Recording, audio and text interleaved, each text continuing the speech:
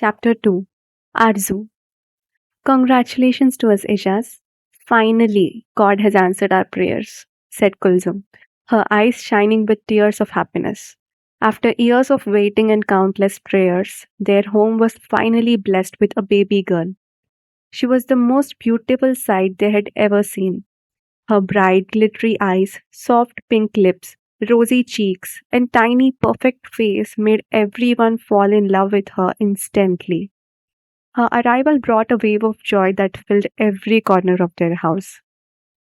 The air was filled with the sweet sounds of laughter and the words congratulations, echoing from every relative who visited. They shared sweets with everyone, celebrating this long awaited moment. Ejaz and Kulzum had spent years imagining how they would shower their child with love and give her the best life possible. And now, holding her in their arms, they knew that the journey had begun. The first step was giving her the most beautiful name, Arzoo. Her name, like her arrival, was full of hope and dreams, a promise of a future filled with love and endless possibilities. They wanted Arzoo to achieve great things and to have every opportunity in life. Ejaz and Kulzum spent many hours talking about her future and imagining all the wonderful things they would give her. Arzoo was their precious miracle, the child they had almost stopped dreaming about. Her father, Ejaz Khan, was a respected and a well known police officer in Jammu. He was strong and brave, admired by many. Her mother, Kulzum, was a sweet and gentle housewife, innocent and soft spoken. She depended on Ijaz for everything, always looking to him for guidance and decisions. When Arzu turned 3.5, she took her first steps into play school. Unlike other kids, she never cried. Instead, she was excited and loved making new friends. Her sweet and funny little talks always brought smiles to everyone around her. A tragic incident had struck the family. Ejaz's beloved mother, Alia, had taken her last breath, leaving the family in deep sorrow. Passing left a void that took a long time to fill. Everything in the house felt different, and the days seemed longer without her warm presence. Before Alia's death, little Arzu would always bring a smile to her grandmother's face. Arzu had just learned to walk and would take her tiny, wobbly steps, often tripping and giggling. Alia loved watching her granddaughter's innocent playfulness. She would scoop Arzu up into her arms, showering her with kisses and telling her how much she loved her. As time slowly passed, the family learned to live with the pain of Alia's absence. The memories of her kindness and love became a source of comfort, though the ache of loss never completely faded. When Arzu turned 5, a new light entered their lives. A baby girl named Ayat was born. It was as if the heavens had sent them a gift to help heal their hearts. The house, once filled with sorrow, now felt warm and bright again with Ayat's arrival. Ejaz often looked at his newborn daughter and felt an unspoken connection, almost as if his mother had returned to him through his tiny child. Arzu was overjoyed to meet her baby sister. The first time she held Ayat's soft little fingers and saw her sweet smile, she knew she would always love and protect her. She would sit beside the cradle for hours, making up funny stories to tell Ayat and singing sweet little songs to keep her calm. Their bond grew deeper every day, bringing hope and laughter back into the home. Through these new beginnings, the family found a way to mend their broken hearts. Although Alia was gone, her love lived on, in the gentle smiles and happy giggles of her granddaughters, and in the quiet moments when the house was still. Ejaz and Arzu both felt that somehow, somewhere, Alia was still with them, smiling down on the family she had loved so much. Days went by, and on an early Friday evening, the sweet chirping of sparrows filled the air. Arzu was upstairs, playing with her baby sister Ayat.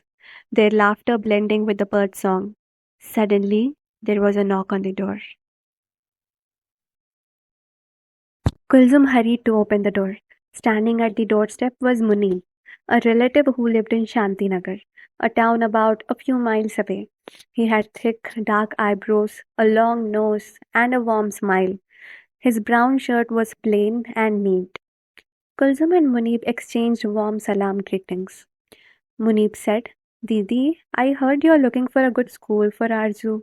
There's a well known school near my home in Shantinagar. I know some people there, and they take good care of children. If you'd like, I can take Arzoo with me to my home. The school is close, and she'll be safe and comfortable. Kulsum thought for a moment and replied, I'll need to talk to my husband about it first. Please sit down and rest for a while. I'll bring Arzoo here so that you can spend some time with her. Munib smiled and nodded. Kulzum went to get Arzoo, feeling hopeful and a little nervous. Maybe this was the chance they had been waiting for all along. Kulzum went upstairs to call Arzoo down. Then she quietly walked to the room where Ejaz was working on his laptop. She closed the door and told him everything that had just happened downstairs. Without a moment's hesitation, Ejaz said happily that this was the best thing they could do for their daughter. Kulzum nodded, but deep in her heart, she didn't want to let Arzoo go. She had never questioned her husband's decisions, and even now, she didn't say a word. Downstairs, Arzoo was sitting with Munib, shyly answering his questions while he tried to make her feel comfortable. When Kulzum and Ijaz walked towards them, Arzoo noticed her mother's worried face. Her father looked happier than ever before. Arzoo's hands grew cold, and her heart started to beat faster. She already knew what her father was going to say. Ijaz asked Kulzum to start packing Arzoo's bags. Arzoo wanted to speak up, to beg her father to let her stay. She wanted to run into his arms and tell him she didn't want to go. She wanted to stay with her parents and study, but she was too scared to say a word. She had seen her father beating up thieves outside their home once, and since then she had never dared to talk back or question him. She bit her lips hard, trying not to cry.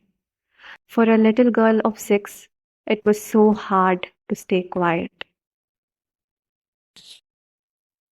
Arzu looked at her mother with tearful eyes and softly said, Ammi, can I see Ayat one last time before I leave?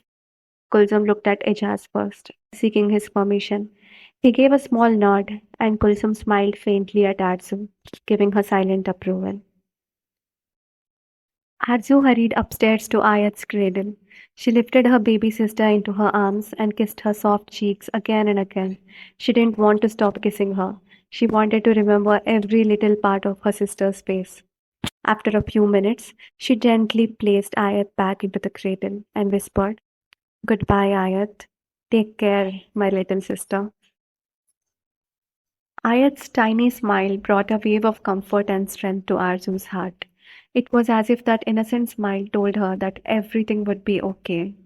She wiped her tears and walked back down to where her father and Munib were waiting. She picked up one of her bags while Munib took the other one. Kulzum couldn't bear to watch her little girl leave. She turned away and went inside the house, tears rolling down her cheeks. Ejaz, on the other hand, stayed there, watching them as they walked away from the house. His heart was heavy, but he kept his face strong. As Arzu and Munib walked further down the road, heading towards the bus stop, Ejaz called out loudly, Study well there, Arzu. Make us proud. Arzu slightly looked back. She forced a small smile, nodded her head to show that she understood, and turned her face away so that her father wouldn't see her tears. They reached the bus stop in about 15 minutes. Arzu looked back one last time at the road they had come from, hoping to see her parents, but they were already gone. She took a deep breath and climbed into the bus with Muni by her side. The bus door closed, and as it pulled away, Arzu pressed her face to the window, thinking about her family and the home she was leaving behind.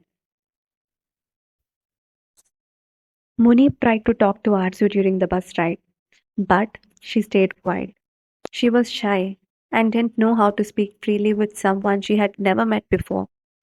Besides, she was used to staying close to her mother and father, and she rarely spoke much to the other relatives.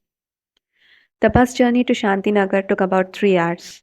The long ride gave Arzu plenty of time to think about her family and wonder what her new home and new school would be like.